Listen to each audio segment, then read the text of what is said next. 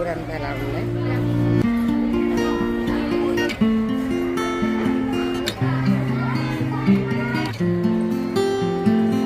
క్లాసులు స్టార్ట్ అయ్యాయి కాబట్టి టీచర్స్ అందరూ కూడా క్లాసుల్లోకి వెళ్ళిపోయారు.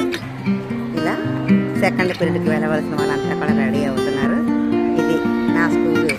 ఈ స్కూల్ మీద ఎప్పటికీ కూడా నాకు మమకారం తగ్గిపోదు. నాకు స్కూల్కి నేను ఏమి ఇచ్చానో తెలియదు, కానీ స్కూల్ మాత్రం నాకు చాలా ఇచ్చింది. ముఖ్యంగా వేల మంది స్టూడెంట్స్, అలాగే వందల మంది టీచర్స్, వాళ్ళంతా కూడా మరి నాకు వాళ్ళలో నేను ఒక్కదాన్ని అయిపోయే భాగ్యాన్ని కల్పించింది కదా. అందుకని స్కూల్కి నేను ఎప్పుడు కూడా రుణపడే ఉంటాను. అందుకని నేను ఎప్పుడు ముంబై నుంచి గట్రా ఎక్కడి నుంచి వచ్చినా సరే స్కూల్కి తప్పకుండా వస్తాను. ఒకసారి స్కూల్ని నా వీడియోలో చూసి మురిసిపోతూ ఉంటాను. చంద్రంపాలెం స్కూల్కి వచ్చాను కదా. ఇప్పుడు హెచ్ఎం గారిని ఒకసారి పలకరిద్దాం.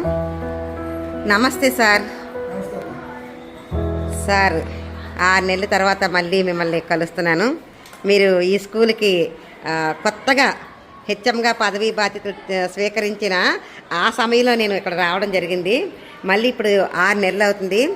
ఆనాటి మీ ఇంటర్వ్యూలో అప్పుడు కొంచెం అప్పుడే మీరు వచ్చారు కాబట్టి కొంచెం స్కూల్ అంతా అంటే మీకు అనుకూలంగా అప్పుడు కనిపించలేదు కాబట్టి కొంచెం మీ ఇంటర్వ్యూలో మీ మనసులో ఏది కోరుకొని వచ్చారో అది జరగలేనప్పుడు ఎలా ఉంటుందో మాట అలా వినిపించింది. మరి ఇప్పుడు 6 నెలలు అయ్యింది కాబట్టి మీకు ఇప్పుడు ఎలా అనిపిస్తుంది సార్? ఇప్పుడు పరిస్థితులు చక్కపడ్డాయా? మీరు కోరుకున్నట్లుగా మీరు తీర్చిదిద్దుకున్నారా? ఏమనిపిస్తుంది, ఏంటి చెప్పండి సార్. నమస్తే అమ్మగారు. నమస్తే సార్. అంటే మీరు ఏదైతే మీరు అడిగారో అది వాస్తవం లేకపోలేదు. విషయం ఏంటంటే ఇది మనుషుల మనస్తత్వాలతో ఇక్కడ మనం కలిసి పనిచేయాల్సిన అవసరాలు ఉంటాయి కాబట్టి ఎప్పటికీ సమస్యలు అనేవి పూర్తి కావు. అది ప్రధానంగా మనం గుర్తుంచుకున్నట్లయితే మనకు టెన్షన్ తగ్గుతుంది. రెండవది అంటే గతంలో చేసిన ఉపాధ్యాయులు కానీ గతంలో పనిచేసిన ప్రధాన ఉపాధ్యాయులు కానీ దీని అభ్యున్నతికి చాలా ఎక్కువ కష్టపడ్డారు. వారంతా వారు కృషి చేశారు. అయితే ఎంత చేసినప్పటికీ కూడా ఒక స్థాయి మించి ఎక్కడైతే మనకి విద్యార్థులు బడిలో ఉంటారో దానికి కావలసిన మానసిక, భౌతిక, ఆర్థిక వనరులు మనకు పూర్తిగా ఉంటాయో అక్కడ బాగుంటుంది. అయితే మన ప్రభుత్వం మనకిస్తున్న సపోర్ట్ కానీ, మన నాయకులు కానీ, మన అధికారులు కానీ, అలాగే విద్యా కమిటీ వాళ్ళు కానీ ఇస్తున్న సపోర్ట్ చాలా వరకు మాకు ఉపయోగపడుతుంది. అయితే ఇంకా చాలా లేదని నా అభిప్రాయం. ఎందుకంటే ఇంత పెద్ద స్కూల్కి చాలా ఎక్కువ వనరులు అవసరం ఉంటుంది. భౌతిక వనరులు చాలా అవసరం ఉంటుంది. అలాగే ఆర్థిక వనరులు చాలా ఎక్కువ అవసరం ఉంటుంది. అలాగే ఇంకా మానసికమైన సంబంధమైన అవసరాలు కూడా చాలా ఎక్కువ ఉంటాయి ఇక్కడ విద్యార్థులకి. కాబట్టి ఇవన్నీ కూడా మనం పరిగణలో తీసుకున్నట్లయితే ఇది మనకి ఇంకా పూర్తి స్థాయిలోని నెరవేరడం అనేది కొద్దిగా సాధ్యమైనప్పటికీ ప్రయత్నం చేస్తున్నాం. అయితే నేను వచ్చిన నాటికి ఈనాటికి 6 నెలలు గడిచిందని తమరే అన్నారు కాబట్టి ఈ 6 నెలల్లోని మేము చాలా వరకు విద్యార్థుల్లో క్రమశిక్షణ పెంపొందడానికి చాలా కష్టపడ్డాం. అయితే అది సాధ్యమైనంత వరకు మేము చేయగలిగాము. మేము అనుకున్న స్థాయి కన్నా అప్పటి స్థాయి కన్నా క్రమశిక్షణ మెరుగుపడిందని మేము భావిస్తున్నాం. అది ఒకటవది. రెండవది వనరుల సమీకరణ కూడా మా వైపు నుంచి మేము అంత మేము వనరులు సమీకరించుకున్నాము. నీటి ఎద్దడి నీటి తాలూకు అవసరాలు ఏవైతే ఉన్నాయో వాటర్ సోర్సెస్ అన్నీ కూడా మనకి అందుబాటులో తీసుకొచ్చుకున్నాము. ఇప్పుడు నీటి కొరత అనేది మా పాఠశాలలో ప్రస్తుతానికి లేదు. ఆ రోజు మీరు చెప్పిన మొదటి సమస్యలు అదొకటి. ఇక్కడ వాష్రూమ్స్కి లేడీస్ ఇక్కడ పక్క డిమార్ట్కి ఎక్కడికి వెళ్ళవలసిన పరిస్థితి కూడా వస్తుంది అన్నట్టుగా చెప్పారు. అది ఇప్పుడు మీరు చక్కదిద్దారా సార్ ఆ పరిస్థితిని? అదే మనకి డోనర్ల సహకారంతోనూ ఉపాధ్యాయుల సహకారంతోనూ మనం చేయగలిగాము. అంటే డోనర్ల సహకారంతో చేయగలిగేది కొంత అయితే మన ఉపాధ్యాయుల్లో చాలా మంది ఒక మంచి దాతృత్వం కలిగిన ఉపాధ్యాయులు మనకు ఉండడం, వారు ఆర్థికంగా కొద్దిగా మనకి సపోర్ట్ చేయడం, ఇది ఈ స్కూల్ నాది అనే భావంతో వాళ్ళు ఇక్కడికి వసతులు కల్పించడానికి వాళ్ళంతా కృషి చేయడం కూడా చాలా ఆనందకరమైన విషయంగానే నేను భావిస్తాను మేడం గారు. ఇక్కడ పనిచేసే స్టాఫే మీకు ఆర్థిక వనరుల విషయంలో అంటే ఈ నీటి సమస్యకు సంబంధించి సహకరించారండి. సహకరించారు మేడం గారు. ఓకే. దానివల్ల క్లియర్ అయింది. అంటే వాళ్ళు పేర్లు చెప్పొద్దన్నారు కాబట్టి మీకు నేను పేర్లు చెప్పలేదు. ఏదైనా సభాముఖంగా వాళ్ళకి ధన్యవాదాలు తెలియజేసుకుంటున్నాను మేడం. ఓకేనండి. అది ఇప్పుడు ఇక్కడ తెలియజేస్తే మంచిదే సార్, ఎందుకంటే మిగిలిన వాళ్ళకి కూడా స్ఫూర్తిదాయకంగా ఉంటుందని నేను అనుకుంటాను. మీ అభిప్రాయం మంచిదే కానీ దాత నాతని మాట తీసుకున్నారు, నా పేరు చెప్పకండి అని. అయితే సరే, కాబట్టి మాట నిలబడాల్సిన బాధ్యత నాకు ఉంది. Okay okay sir. ఓకే. అదేవిధంగా మనకి సమగ్ర శిక్ష వారి నుంచి నేను అంటే కొద్దిగా మన ఏపీసీ గారిని రిక్వెస్ట్ చేశాను. రిక్వెస్ట్ చేసి ఇక్కడ విద్యార్థులకు చాలా రకమైన మానసిక సంబంధమైన అవసరాలు చాలా ఎక్కువ ఉన్నాయండి. కాబట్టి నాకు ఒక సైకాలజిస్ట్ ఇమ్మని చెప్పి అడిగాను. వాళ్ళు సైకాలజిస్ట్ ఇచ్చారు. అయితే నాకైతే సంతృప్తి లేదు. ఎందుకంటే సైకాలజిస్టు వారానికి 3 సార్లు లేకపోతే నెలకు 3 సార్లు వచ్చినంత మాత్రాన్ని ఇక్కడ సమస్యల పరిష్కారం కాదు. ఒక విద్యార్థిని పూర్తిగా సంస్కరించాలంటే దాదాపు 20 నుంచి 40 సిట్టింగ్స్ అవసరం ఉంటుంది. అన్ని సిట్టింగ్స్ కూర్చోవాలంటే ఒక సైకాలజిస్ట్ శాస్త్ర స్థాయిలో కానీ లేదా 2 కానీ 3 కానీ శాస్త్ర ప్రకృతిని మనకు ఇవ్వగలిగితే మనకి చాలా వరకు మనం వాళ్ళని సంస్కరించడానికి అవకాశం ఉంటుంది. పిల్లలు కూడా మారుతారు. అది మనం ఖచ్చితంగా మనం ఆశించలేదే కాదు. కాకపోతే వాళ్ళకంటూ ప్రత్యేకంగా మనం ట్రైన్ అప్ అయిన మానసిక కౌన్సిలింగ్ చేయగలిగే స్థాయి ఉండే వ్యక్తులు ఉంటే మనకు బాగుంటుందని అనుకుంటున్నాము. అయితే ఇప్పుడు ఒక అమ్మాయిని మనకి పంపించారు, కౌన్సిలర్ని. ఆ అమ్మాయి ఝాన్సీ అని అమ్మాయి వస్తున్నారు. వచ్చి ఆవిడ కూడా వారానికి ఒక రోజు లేకపోతే నెలకి 3-4 రోజులు వస్తున్నారు. కానీ అది చేస్తున్నారు. ఇంకా మెరుగైన ఇంకా సేవలు అందించడానికి ఇంకా మనకి అవకాశం ఉంటే మనకి చేస్తే బాగుంటుందని మేము ఆశిస్తున్నాం మేడం గారు. ఆమె పంపించారని చెప్పారు కదా అమ్మాయిని, ఆమె చేసిన కౌన్సిలింగ్ వల్ల ఏదైనా ఫలితం కనబడిందా సార్? కనపడదు మేడం గారు. కనపడదండి. కనపడదు. ఎందుకంటే మానసికమైన వైకల్యం ఉన్న వారికి కౌన్సిలింగ్ ఇవ్వడం అనేది శాశ్వత ప్రాతిపదిక ఉంటుంది. ఒక టాబ్లెట్ లాగా ఒకసారి జ్వరం తగ్గిపోయింది కాదు కదండి. అది కొన్ని సిట్టింగ్స్ అవసరం ఉంటుంది. అది పేరెంట్స్ కౌన్సిలింగ్ ఉంటుంది.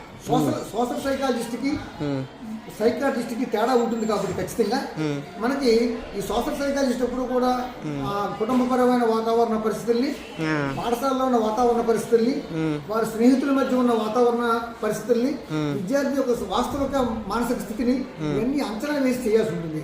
దీనికి 1 రోజు సిట్టింగ్ 2 రోజు సిట్టింగ్ లో మనకి అయిపోయే పరిస్థితి కాదు. దీర్ఘకాలికంగా చేస్తే విద్యార్థి మారుతాడు.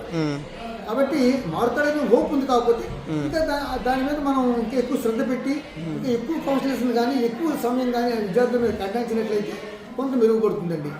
అదేవిధంగా విద్యార్థుల క్రమశిక్షణ విషయంలో కూడా మాకు పిఎంపురం పోలీసులు వారు కూడా సహకరిస్తున్నారండి. బయట ఎక్కడైనా పిల్లవాడు ఏదైనా అంటే అనుకోని విధంగా కనపడితే వెంటనే వాళ్ళు దాన్ని తగు చర్య తీసుకొని సంస్కరించి మాకు అప్పగించడం జరుగుతుంది. అది కూడా మనకి ఇక్కడ కొద్దిగా మనకి ఇబ్బందికరమైన పరిస్థితులు ఉన్నప్పటికీ కూడా పోలీసు వారి సహకారం చాలా ఎక్కువ ఉండడం వల్ల మేము అంటే పెద్దగా మేము ఇబ్బందులకు గురి కాకుండానే ఉన్నాము. అది తర్వాత మాకు 12 మంది పీడీలు మనకు గవర్నమెంట్ మనకి ఇచ్చారండి. పీడీలు ఇవ్వడం వల్ల ఏమైందంటే కొద్దిగా గ్రౌండ్లో కానీ బయట కానీ ఎటువంటి విద్యార్థులు బయట తిరగకుండా ఒక క్రమశిక్షణ వాతావరణం తీసుకొచ్చి మార్గంలోని పిల్లలు నడవడానికి వాళ్ళ సహకారం కూడా ఉందండి. ఇబ్బంది లేదు.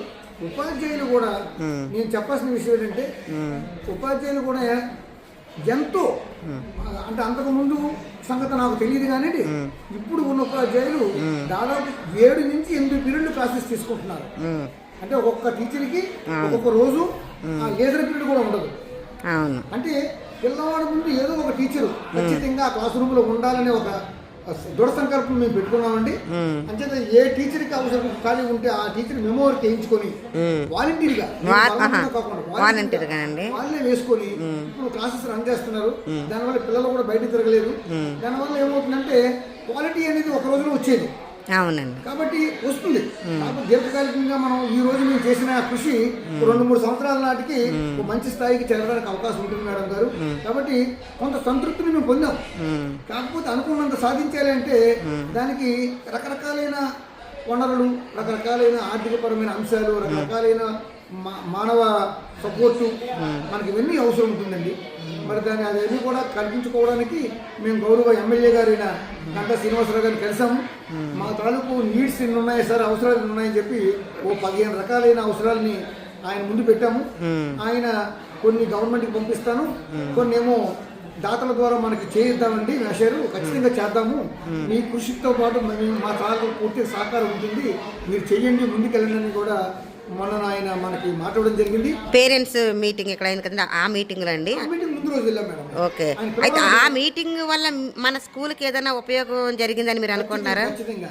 అంతకు ముందు పేరెంట్ మీటింగ్ లో పేరెంట్ మాట్లాడడానికి అవకాశం ఉందో లేదో నాకు తెలియదు, కానీ మొన్న దాదాపు 7-8 మంది పేరెంట్స్ మాట్లాడారు. మాట్లాడిన పేరెంట్స్ లో సంతృప్తి కనపడింది నాకు. ఏం కనపడింది?